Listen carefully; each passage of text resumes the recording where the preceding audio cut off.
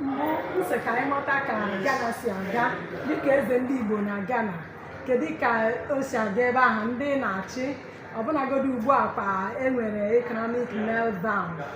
How are you helping people, because we know you have been a philanthropist and person, and I know that people there, you have always seen to their health and to their providing for them in all ramifications. So I would like to know, how is it going? Your leadership, the Igbo people, your subjects, and their obedience. I would like to know, sir. Ghana is doing very well. You know, Ghana is center of the world and also a strength of Africa, where politics is very stable, good governance. Politically, Ghanaians are advanced, and the accommodation they are giving to Nigerians in Ghana is amazing. Nigerians that live in Ghana are happy in Ghana, and businesses in Ghana to the glory of God. Insecurity is not in Ghana. Ghana is good.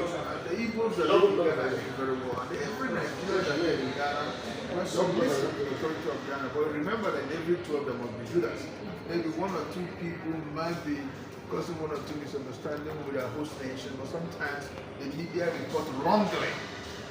Sometimes media report wrongly, calling people sort of names as if all Nigerians that live in Ghana are bad. So Ghana is good, Nigerians that live in Ghana are submissive to the authority of the land. Thank you. Thank you. Coming back to Nigeria, your own town, your own country, your nation. Right now, Nigeria, if I'm to say, they are experiencing inflation. Do you think that the leadership of Tinubu is doing well? What do you think about this very... to me, Nigeria as a nation will pick up.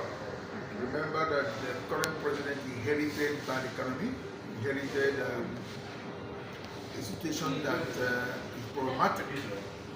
It's not easy to clean up. The situation inherited under 1 year. It's not that easy, but it's a process.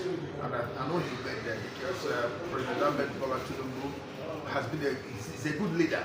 People know him as a good leader, and I believe that he will do well in this governance. But it's a process, so we all have to exercise patience and watch how he's led Nigeria. But in the area of insecurity is the area I am seriously urging him to do more, and also encourage all governors. It's not only the president who will see to the insecurity. Every governor in Nigeria have even their security vote.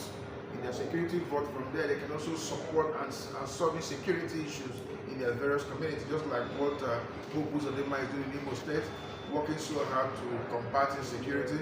What Anambra governor is doing now, working so hard to combat insecurity, and many other places. So I urge governors in Nigeria to work hand in hand with the security authorities and the communities to fight insecurity. So Nigeria going to come back again to its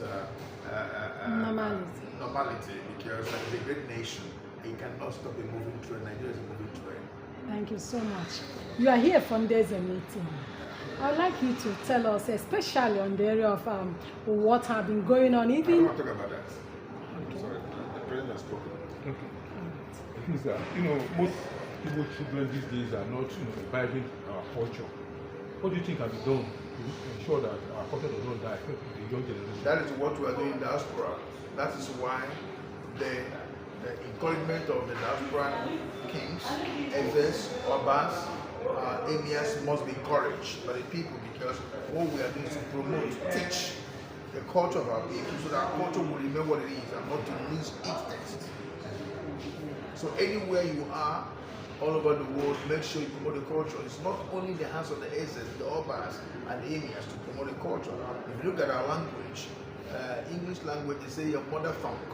English support mother tongue. What is mother tongue? Your native language. And that is why I always tell mothers that if your child could not speak your local language, the fault is in your hands. From the day you have a child, breastfeed that child, take care of that child, you speak the language of that child, speak the language. I don't know how many times fathers have time to spend with their families, but mothers are always there. So it's always easy for we to encourage parents to speak a language of people. What is culture? Culture is heritage. Maybe your house now, there's a particular place you keep your car key or your room key. That will become the tradition of your house. Anytime you come and pick it up. And if anybody shifts from there, you ask, oh, who removed my key here? This is not where it's supposed to be. That means have changed the tradition, the constitution, the instruction of your home. So our culture is heritage. And remember, when you bring your house girl, when you bring the new worker, when you bring the boy in the house, you're very told him, this is where I keep my keys. So you have to follow up that tradition, become heritage in your house. So we inherited culture from our